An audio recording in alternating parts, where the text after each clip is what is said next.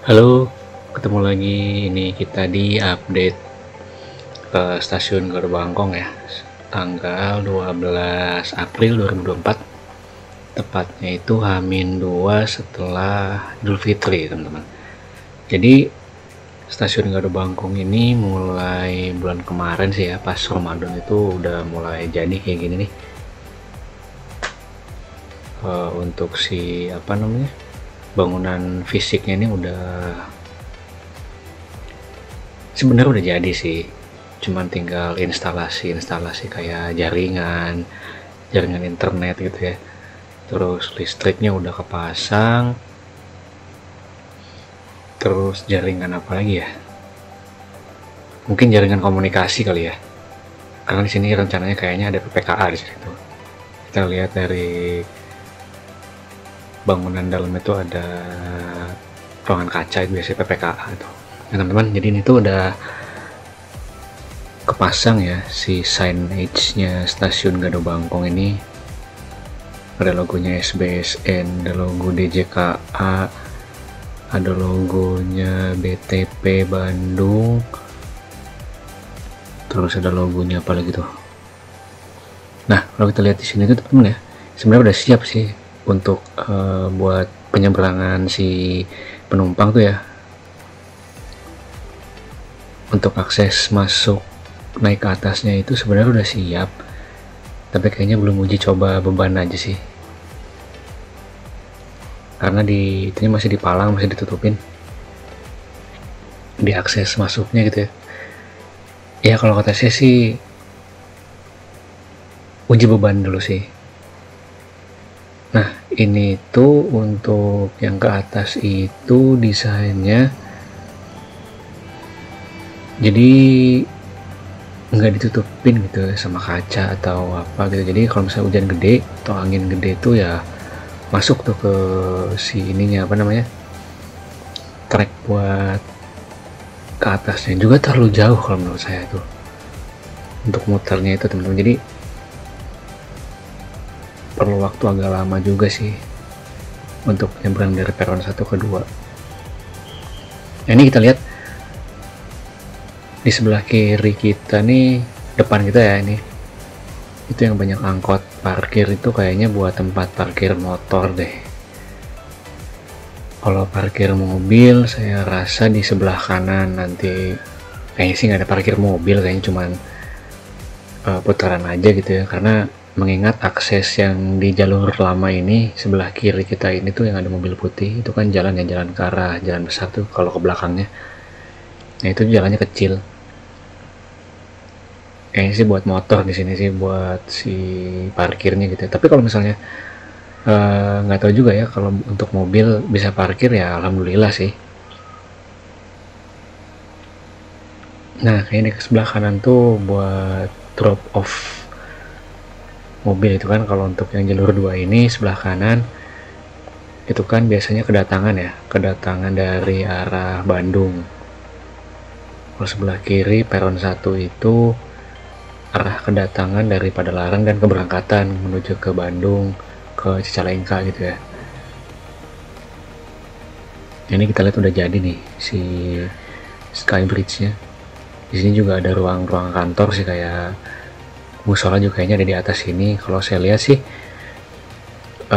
ini desainnya kayak stasiun Cicalengka enggak, tapi kalau kayak stasiun Cicalengka harusnya ada ini apa, ada kaca gitu ya gede. Ini kayaknya nggak ada, buat kantor deh kayak di atasnya tuh. Soalnya pas pada saat lihat dari perspektif atas itu banyak sekat-sekat ruang teman-teman, jadi kemungkinan besar sih ada kantor di situ tuh. Ada burung tadi tuh. Ini buat PT KAI sebenarnya kalau misalnya mau jadi tempat pick up point atau drop off gitu ya di sini, ya harusnya dibenerin lah ya, dibenahi gitu, kayak di aspal atau dicor gitu si akses jalannya ini gitu, karena kan ini di bawah trek kereta cepat ini masih tanah milik KAI juga gitu. Ini teman-teman, itu yang sana tuh ada tempat tunggu ya, tempat tunggu penumpang gitu. Nah ini kita bisa lihat teman-teman untuk bangunannya.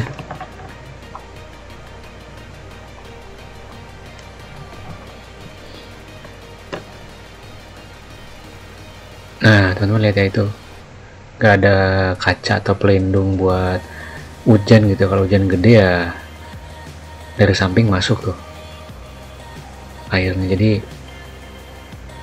bahkan licin sih kalau misalnya hujan tuh si pantainya. Apalagi ini posisinya turun ya, udah itu udah naik. Kalau misalnya orang yang mau berangkat ke arah Bandung naik dari sebelah kanan sini, berarti dia harus naik ke atas dulu. Kalau hujan licin. Begitu pula sebaliknya yang sebelah kiri itu, kalau misalnya orang-orang yang dari Bandung itu datang, kalau turun ya licin gitu. Kenapa sih dibuat kayak gini gitu ya stasiun Gado Bangkong, asalnya halte kecil? Karena di sini teman-teman ada kereta feeder teman-teman. Jadi dari stasiun Bandung sampai stasiun Padalarang itu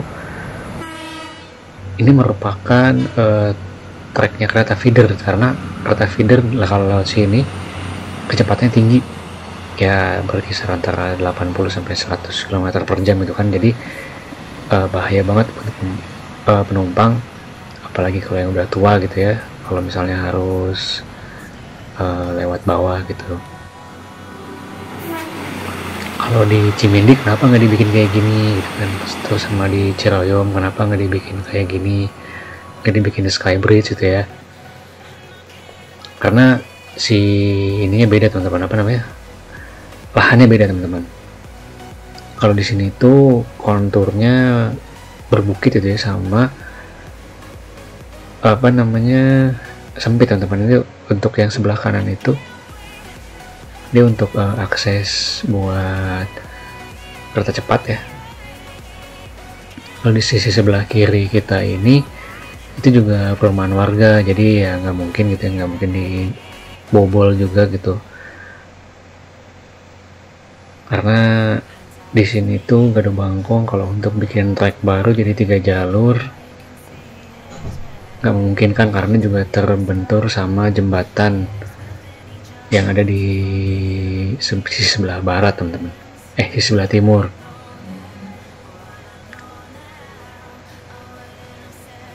Nah ini kita beralih ke sisi sebelah barat teman-teman ya. Kita mau ngelihat sisi sebelah barat stasiun Gado Bangkong. Kita akan lebih tinggi sih teman-teman, karena di sini tuh kan selain ada, saya agak jauh sih posisinya di sini. Kalau di sana tadi saya agak dekat posisinya, jadi masih bisa lihat si drone ya posisinya di mana, saya masih bisa ngarahin sinyal. Tapi kalau di sini kita nggak bisa ngelihat si drone nya. Kalau misalnya dari apa namanya, kalau misalnya kita di ketinggian si drone nya rendah ya, kita nggak bisa lihat drone nya, kita nggak bisa mantau juga. Ini banyak interferensi di sini karena di sini juga banyak beton, banyak perumahan kan, jadi mau nggak mau kita harus agak tinggiin. Di sini ya mungkin kita tinggiin 70 meter atau 60 meter ya, karena kalau nggak ditinggiin segitu interferensi signalnya jelek, apa sih, gede banget ya, jadi ngaruh banget ke si streaming transmisinya tuh ke remote itu jelek teman-teman. Mau drone apapun, mau drone yang udah cosing 4, mau udah cosing 3 juga tetap aja teman-teman, kalau misalnya udah banyak pemukiman warga gini pasti jelek sinyalnya. Apalagi dengan kekuatan sinyal CE ya. Kalau udah FCC ya mungkin agak tertolong juga, cuman ya tetap aja. Ini saya udah pakai transmisi 5,8 GHz, masih aja kena interferensi signal. Makanya kita tinggiin supaya meminimalisir interferensi atau gangguan sinyal teman-teman. Karena di sebelah kiri kita juga ada trek kereta cepat, ini memancarkan juga elektromagnet, jadi nggak bisa sembarangan. Depan kita ada tower juga, dan jarak kita jauh dari si drone nya. Ini kita zoom, ini sisi sebelah barat stasiun Gede Bangkong. Kita lihat kedua peron udah jadi teman-teman ya. Peron kedatangan di peron 2 sebelah kiri kita, lalu peron keberangkatan ke arah Bandung di sebelah kanan kita ini udah beres teman-teman, udah 100% lah ya. Jadi udah aman teman-teman. Cuma ini stasiunnya masih untuk boarding ya, itu masih ada di sebelah kanan tuh yang kecil itu, yang ada tenda-tenda gitu loh. Nah ini nih, yang kotak kecil itu buat boarding teman-teman. Itu ada Pak Satpam, lagi ngeliat ya Pak Satpam ya.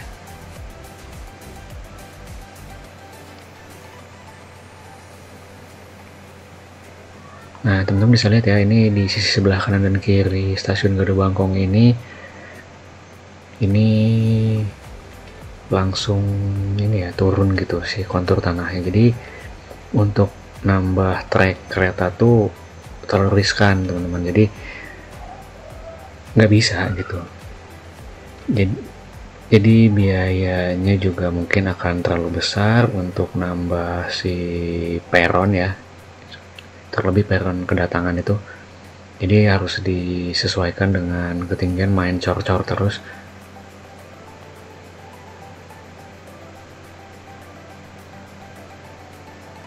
Kalau ini kan udah trek yang existing, ini dia udah kuat ya si kontur tanah, jadi kita nggak perlu lagi harus bikin fondasi untuk si relnya.